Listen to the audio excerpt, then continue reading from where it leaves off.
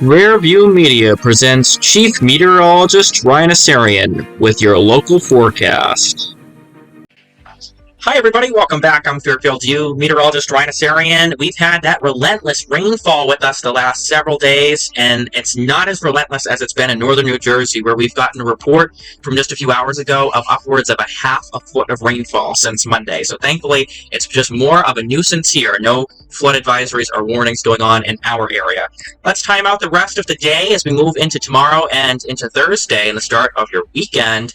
We're going to continue to see light to moderate banding happening overnight, and that's going to lead us to have some rainfall, but again, it's mostly that heavier drizzle, the more nuisance stuff that's going to be hanging around again for the day tomorrow. Thankfully, it looks like the system's going to continue to move on out towards the east, and finally we'll see a clearing of some clouds Wednesday night and overnight into Thursday morning, and that's where we'll see things finally officially clear out for us. Then we're just left with some lingering clouds throughout the day, but temperatures, notice that, are rebounding quite nicely. Look at how much rainfall we're going to get the next 24 hours. As much as it's been bad the last 3 days, not too much, right? Not enough to get really wet. Quarter of an inch to a half an inch, just enough to keep the grass green, especially as we go into the rest of fall after a very hot summer. Just remind you of that we do need some water in those reservoirs to make up for such a hot summer as well.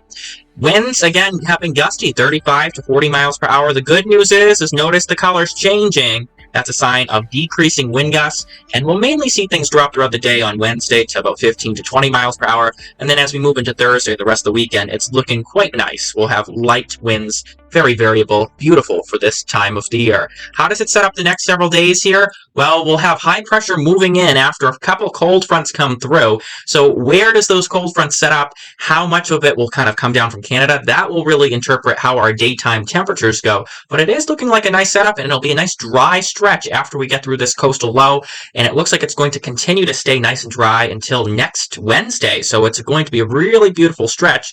Just look at these temperatures, though. So here's your 7-day forecast. And as you can see here, we've got 70s on the map for Thursday and Friday. But notice those overnight lows, though. It is going to feel very cold, especially in the morning time, with temperatures only in the low 40s. The good news is it looks like we rebound nicely on Thursday and Friday into the 70s, and then those cold fronts start moving through, which is why Saturday we're only in the upper 50s, and I don't think we'll actually make it to the 60s on Saturday. It looks like we do have enough cold air from Canada filtering in to make things feel and stay in the upper 50s. Sunday, it looks like we get a little bit of relief. We're going to see a little bit more sunshine, so that might warm us up a little bit more, and then we'll just stay where we are until about Tuesday or Wednesday of next week when we see the next change in our weather patterns. I'm meteorologist Ryan Assarian for the Rearview Media. Have a great week, everybody.